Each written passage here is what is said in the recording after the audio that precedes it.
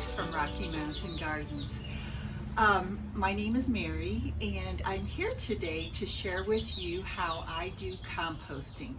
I've had a few questions about whether I compost at all, and I do, although it's in a small sort of scale, I guess you would say, because I have this compost bin that we built out of redwood pieces. I think they were 12 by 2 size planks, and we built this, and we have a higher side on one side and a lower side on the other, which allows us to get in here, reach in, and be able to mix up our compost. Now, as you can see right here, I have table scraps on top of my compost bin, and I do need to address this. I have a little bit too much green in my bin right now, and in case you don't know, the very simple way to calculate the mixture of greens and browns, if you have heard about greens and browns, greens are things like grass clippings, fresh grass clippings, table scraps. If you have chickens, you can use their chicken poop, to put into your compost bin. That is safe. I think you probably all know not to use dairy products or meat or bones. They will attract scavengers to your bin, and I don't know the exact chemical process, but I know that they don't break down as well, and can make your compost bin smelly and so on. In any case, so you have your greens, and then you have your browns, and browns are things like straw and fallen leaves from the trees. I don't get overwrought about the ratio. Now, some people say you can do 2 parts green to 1 part brown. Others advise 2 parts brown and 1 part green. And then on the other hand, it also, if you do some research, it will tell you that if you use equal parts of browns and greens, then that is an effective way to create compost as well. So there's a little bit of a dispute on how that can, the ratio can be done. And because of that, I just don't worry about it too much. Like right now, I feel like I have a little bit too much green in my bin, so I am going to add some leaves to it. And I do have a bag of leaves over here that I will show you that I saved from last fall. And then I'm also saving some of my fallen leaves that I'm cleaning up from my garden right now to use later in the summer when I don't have any brown dried leaves to add to my compost. And I just set it here next to my bin, and I can add it in when I need to. But like I said, I don't have a lot of worry about how much I'm putting in my bin, because nature will take its course. Oops, I've got a little bit of a drippy nose. Today it's cool. But I don't worry like some people do about their ratio and, get all anxious about whether they're doing it right, because it is a natural process. And I think if you just relax and just put things in your bin and think about at least a half to half, 1 part green to 1 part brown, I think, you will be able to create compost and be able to just enjoy using it, of course, in your garden as it develops.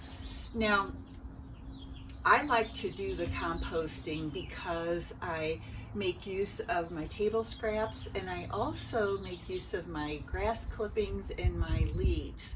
So I am creating something with what would normally be trash and go to like landfill or something.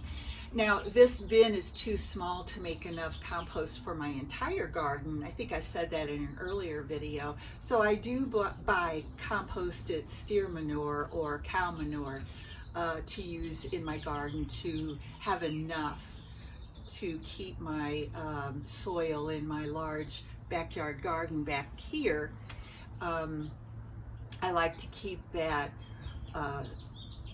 refreshed and the nutrients still in the soil by adding more compost each year. So let me just show you what I do here. It's very simple, and I have my watering can here because I am going to add some water. Compost does need to be moist in order for the microbes to do their thing and break down all of the ingredients of greens and browns.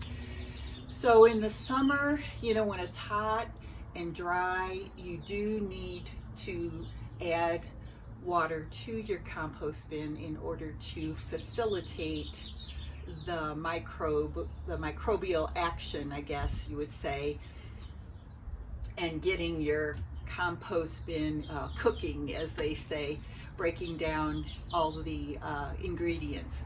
So let me just show you a quick thing that I do here.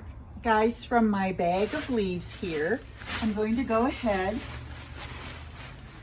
and grab some and just distribute them around in my bin. I'll take a couple handfuls.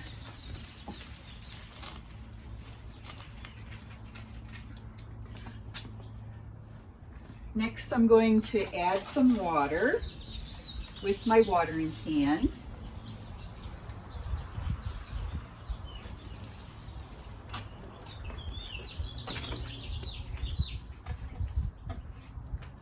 Lastly, you can see I keep a pitchfork right here behind the bin in order to have it readily available to mix up my compost, which is what I'm going to do right now.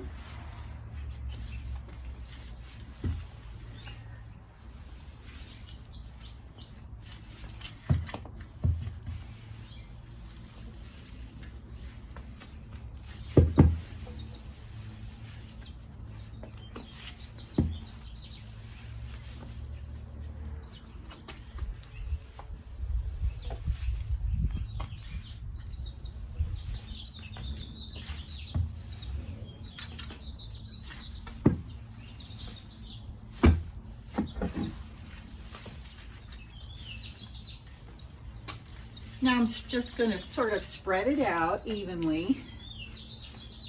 And lastly, I'll add some additional water here.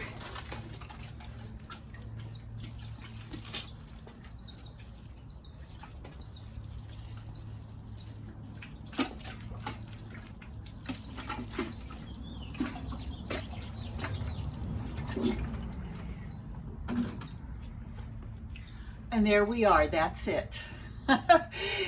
It's as simple as that. And so guys, go ahead and do it. I decided to build my own little bin here rather than purchasing one like at Costco. They do sell them. I just like this because it's easy access for me. And just remember, it's not, you don't have to be a scientist to do compost. All you need to do is throw things in and try to remember the ratio of at least 1:1, 1 part brown to 1 part green. And you know what, in the description box below this video, I will put a list of examples of what brown ingredients are and what the green ingredients are. That will give you an idea of what things from your yard and your home you can add to your compost bin in case you've never researched this. And you know, like I said, it is not difficult, and you know, you're making use of things around your home in a natural way, and things that can be used in your garden. So this was a quick video, but I did want to do something about composting since I did have questions, like I said, and I hope you got some ideas of how you could add composting to your garden sort of routine, and you know, have something usable for your garden as well. So until the next time, I hope to see you back in my home and garden. And don't forget to take a look at my playlist below that's called Colors of Spring. That playlist has a multitude of videos for you to enjoy, especially now when we're at home more. So it has home ideas, crafting, gardening, things that you should be doing in the spring, all things that we do to make our homes a lovely, lovely, hospitable place. So I hope to see you again, guys, and y'all take care. I hope you're being safe and healthy. Till the next time, bye for now.